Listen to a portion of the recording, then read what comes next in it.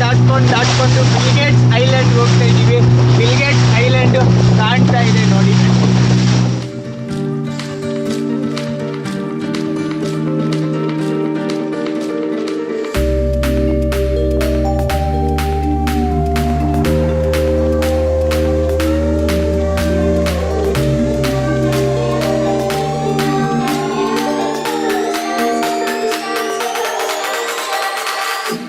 ದೇವರು ನೀವೇನು ಅನ್ಕೊಂಡಿದ್ರಿ? Bill Gates island ಕರ್ಕೊಂಡು ಹೋಗ್ಬಿಟ್ಟು ಬಿಲ್ಗೇಟ್ಸ್ ಬಂಗ್ಲೆ, ಹೆಲಿಕಾಪ್ಟ್ರು, ಕಾರು ಬಾರು ಎಲ್ಲ ತೋರಿಸ್ತೀನಿ ಅನ್ಕೊಂಡ. ಓಹೋ, ಪ್ರೈವೇಟ್ ಐಲ್ಯಾಂಡ್ಗೆ ಹೆಂಗೆ ಹೋಗೋಕ್ಕಾಗುತ್ತೆ ಹೇಳಿ ಅಲ್ವಾ? ಬಿಲ್ಗೇಟ್ಸ್ ಇಲ್ಲ ಅಂದ್ರೆ ಏನು? ಸಮುದ್ರದಲ್ಲಿರುವಂಥ ಜಲಚರಗಳನ್ನ ನೋಡಿರಾ? ಲಕ್ಕಿದ್ರೆ ಡಾಲ್ಫಿನ್ನ ನೋಡಿರಾ? ತುಂಬ ಹತ್ತಿರದಿಂದ ನೋಡಿರಾ? Okay, let's go inside the water.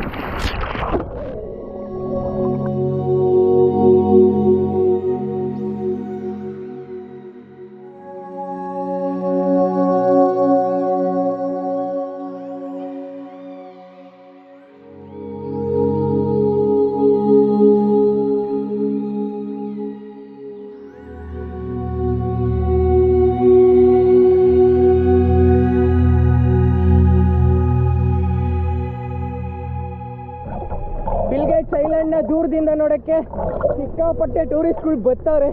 ಟೂರಿಸ್ಟ್ಗಳ ಗುಂಪೆ ಇಲ್ಲಿ ಬೋಟ್ ಪಾರ್ಕಿಂಗ್ ಮಾಡ್ಕೊಂಡು ನಿಲ್ಸ್ಕೊಬಿಟ್ಟವ್ರೆ.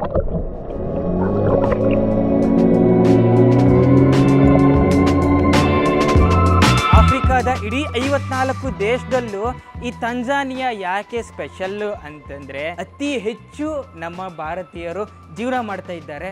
ಅಂದರೆ ಜೀವನ ಸುಮ್ಮನೆ ಮಾಡ್ತಾ ಇಲ್ಲ, ಶ್ರೀಮಂತರಾಗಿ ಜೀವನ ಮಾಡ್ತಾರೆ. ಭಾರತೀಯರ ಮನೆ ತೋರಿಸ್ತೀನಿ ನಿಮ್ಗೀಗ. ಲಕ್ಷ್ಮೀ ಬಾರಮ್ಮ.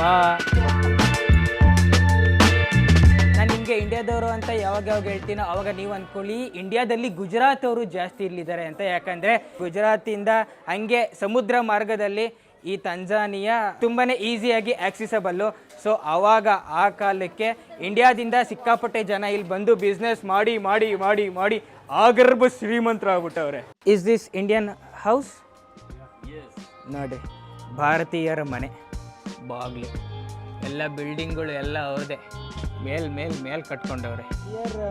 Poor rich, very rich.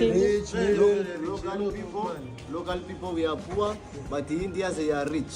They employ us. India employ us. They have big shops. They have industries, big companies, big hotels. So they are our boss.